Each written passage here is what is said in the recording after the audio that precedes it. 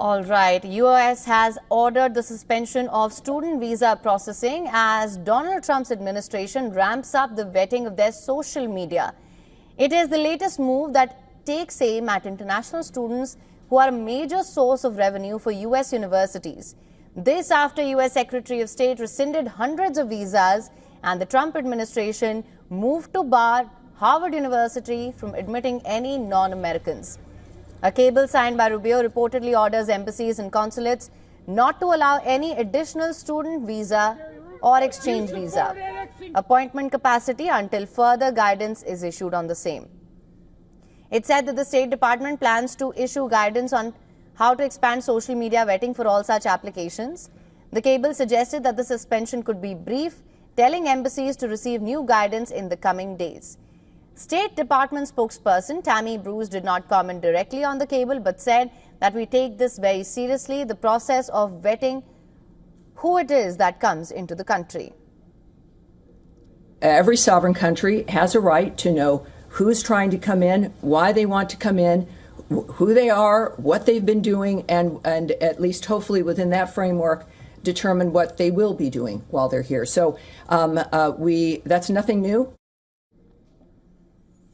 Rubio last week told a Senate hearing that he has revoked thousands of visas since Trump took office on the 20th of January and has used an obscure law that allows the Secretary of State to remove foreigners for activities deemed counter to U.S. foreign policy interests. Meanwhile, the U.S. Embassy in India has warned Indian students studying in American institutions that they may lose eligibility for future visas if they skip classes, drop out, or leave their program of study without informing. Through a post on social media X, the embassy asked Indian students to always adhere to the terms of their visa and maintain their student status to avoid any further issues.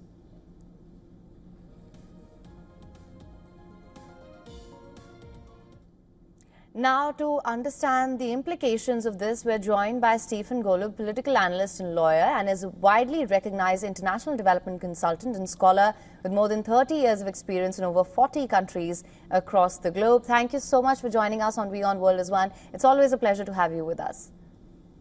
Thank you very much for having me. Now, to begin with, what is your assessment of this new guidance that has been issued? Well, it's part of a pattern of a Trump administration attempt to crack down on U.S. universities in terms of free speech, in terms of any activities that it deems hostile to the U.S. or really, frankly, that it simply disagrees with. It's part of a larger pattern of similar crackdowns and suppression of U.S. law firms, of corporations, of media entities, of judges, of opposition that's going on and that seems to be gathering steam. Absolutely. In fact, I was just going to come to this. Now, we've seen what's happening at Harvard as well. Foreign international students are a major source of revenue for major U.S. universities as well. What we are seeing is some sort of a fortification. We're seeing how the Trump administration has time and time again tried to control the narrative, perhaps stifle free speech and the right to expression of students from different economic and cultural backgrounds. A statement of purpose for an application to a university does not seem enough. Now, their social media is to be monitored. What are we actually looking at here? Why do you think there is the Trump administration feels the need to do this? Well, part of it simply is control to suppress free speech or certain opinions on American campuses. Ostensibly, it's about anti-Semitism. Ostensibly, it's about people who might have advocated for Palestinians to an extent that the Trump administration views it as being pro-terrorism. But those are really, really fake excuses for what it's trying to do is to exert control. I have to add a personal element here. I used to teach for many years courses on international development and law at Berkeley Law School.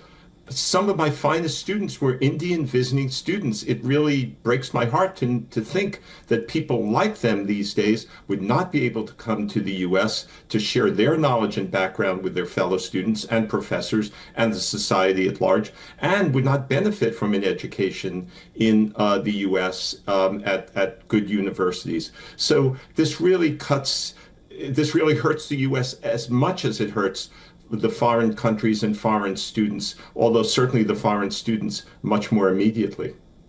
I hear you. Of course, we have been discussing the impact that this will have on international students who aspire to join these Ivy League universities. But I also wanted to discuss the very real implications that this will have for the United States when it comes to the economic ramifications or the societal impact that this will have. What's your assessment of that? Where do you see things going from here?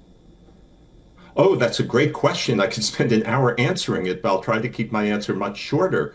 In terms of economics, it means that the U.S. is cutting itself off from contacts with, and in some case, people settling in the U.S. who bring a tremendous amount to bear in terms of their personal attributes, in terms of their intellects, in terms of their contributions to the economy. This is also incredibly ironic and counterproductive in terms of what the U.S. has been historically. We've been a nation of immigrants, and not that all students are here as immigrants, but we've kept our doors open to people who would temporarily or permanently come here to not just learn here and contribute, but to bring what they've learned back to their home countries and strengthen all sorts of personal and economic ties. So it's very counterproductive to U.S. interests in terms of international connections, in terms of economics, and in terms of who is going to trust the U.S. if it keeps cutting off its nose to spite its face this way, in terms of,